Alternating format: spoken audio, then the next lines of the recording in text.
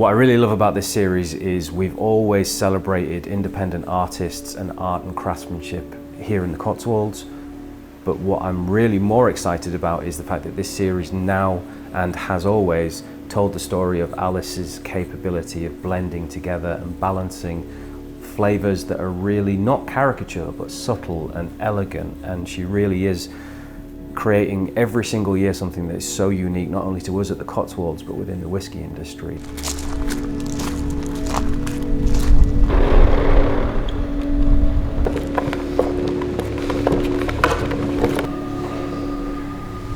My name's Alice Pearson and I'm Head of Production at Cotswolds Distillery. The Harvest series is important for us as a production team because it gets us to kind of display the things that we're really excited about in our sort of barrel inventory, but it also allows me and my team to kind of show off our blending skills and our understanding of the liquid at a kind of mature level. So Harvest 4 is I would say our fruitiest release based on port casks. So we've got some very, very old port casks with our fruity spirit in them, and port obviously as a finish or as a taste is quite fruity as well. So I would say it's our fruitiest expression yet. It's also our oldest. Yeah, Wychwood Harvest, our fourth in the series of the Harvest selection, which is Alice's representation of a local artist, this year Andrea Bates, and Alice using specific special casks to express flavours that she thought best represented the painting. We will choose a local artist and we will choose a specific painting that will become the artwork for the tube,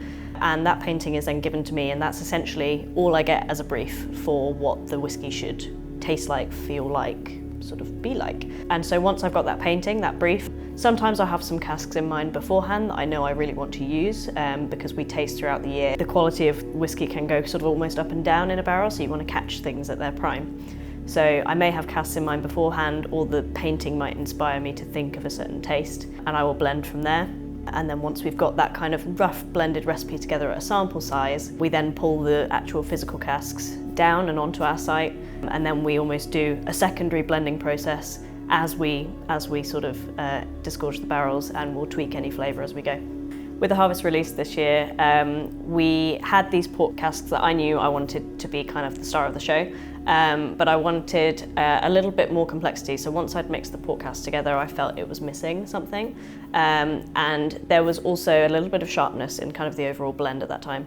So we decided to marry the casks together. So that means we emptied the port casks early on in the process, many weeks before bottling, diluted it slightly, and then actually married, so blended together and put back into barrel those port casks to let everything kind of soften out and sort of breathe. And the casks we chose for the marriage were peated casks. So they also imparted a very small amount of sort of peat smoke on top of that kind of fruity port base. And so that's not a technique that we use for all the Harvest releases or even all of our other SKUs. But in this case, it was very much a tailored process based on what the taste of those original casks were. So when you're dealing with port casks, depending on where they come from and all sorts of things, there can be kind of variable tastes and qualities between the different casks. So one of the challenges for us was identifying which of the approximately 15 that we had did we want to actually use. And we ended up only using 5. So 5 that I identified as being the best or the most appropriate for the blend. Some of the others had potentially sulfury taste, and some of them also had some haze or some cloudiness to them as well.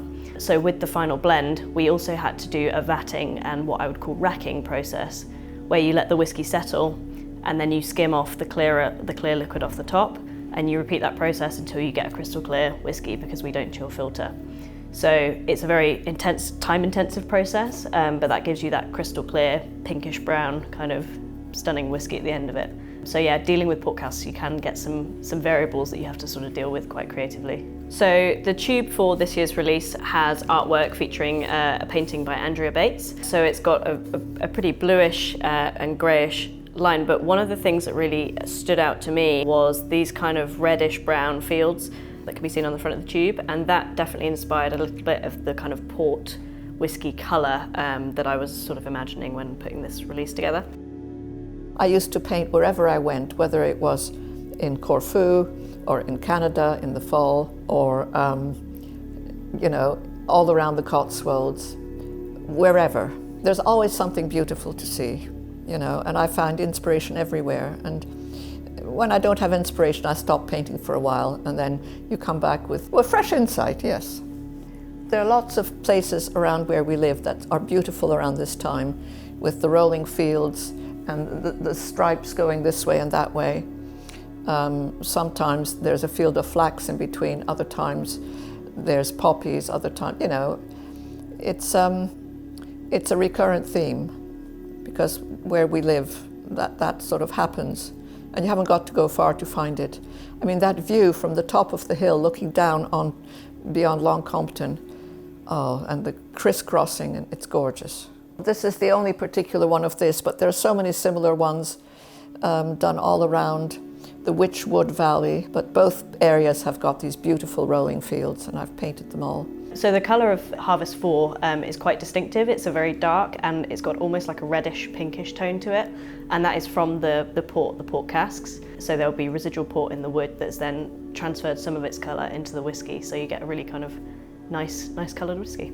We have used port casks and then done a very quick seasoning with some American oak that has a special west coast of Scotland saltiness, bringing a lot of different flavour profiles to the whisky. So lots of red berries and compote, some stewed strawberries and blackberries, and then a nice whiff of, you know, that creamy vanilla, also coming through with a bit of savouriness from the Isla peat that comes through from the casks as well. 50% ABV, which means that we're going to have something very, very drinkable as well. A colour that you have to witness the colour, it's so outstanding. And then the contrast and the juxtaposition of Andrea's painting with the actual colour of the whisky. It's probably one of the more exciting releases we've done in the Harvest series.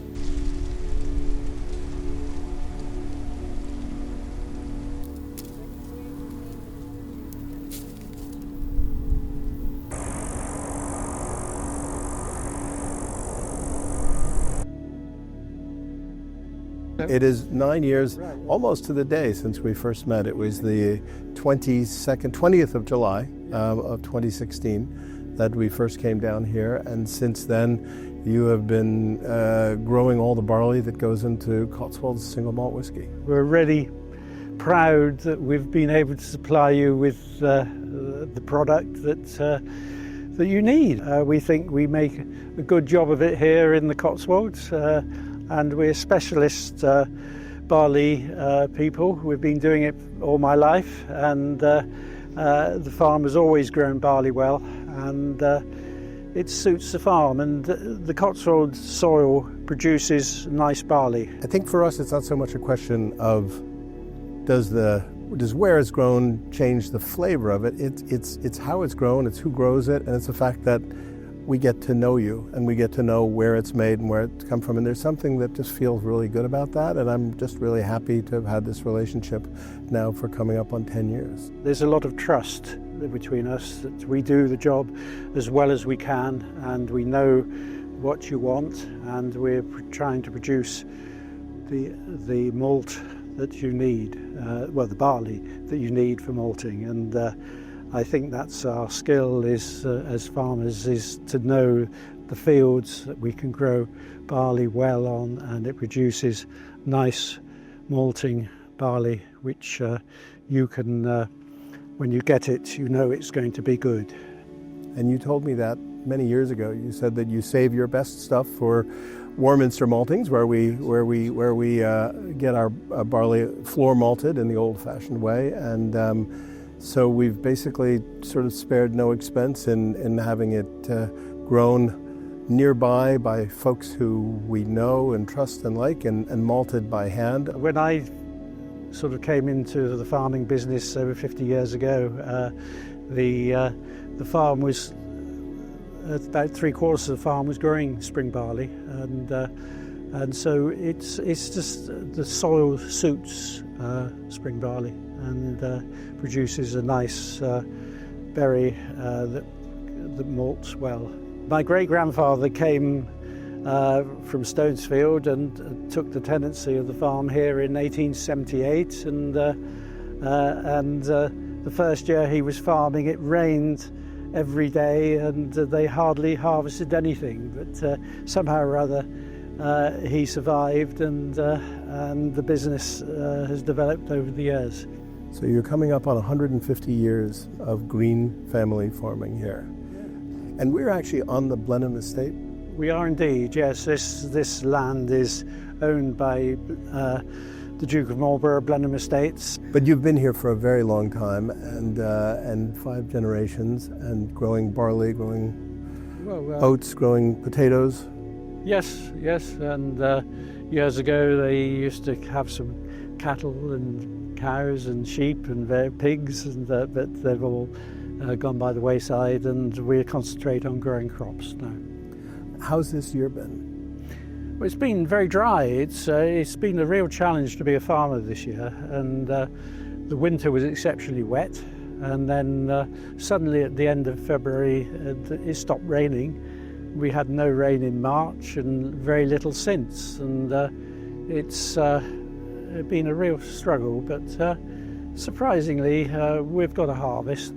The ability that you've had in almost every year since we started working together to put out a very high quality crop. It's nice of you to say, because farming isn't an exact science. You have plans that you're going to sow on this date, and it's all going to grow nicely, and then you harvest on this date. But it's been every year is totally different, and this year we're having the earliest harvest that we've had since 1976, which was an exceptional year. We're not as dry as 1976, but we're the next driest since that year. I used to have a story, well I still have the story, that we never start harvest in July, and in 1976 we started harvest in July and finished in July. Whereas this year, yes, we're well on with harvest in July, but we won't get finished this month. So, but it is an exceptional year. So with harvest, traditionally we've always done some events at the distillery, and we've collaborated with the artist. What we're really looking to focus on this year with the release of Harvest 4 is celebrating the end of summer, celebrating the end of harvest, lighting up some fires at the distillery, bringing people together, sharing a nice autumnal dram, and really focusing on celebrating the Cotswolds, the end of the harvest, artistry, craftsmanship, and not to mention what Alice has created with these wonderful port casks as well.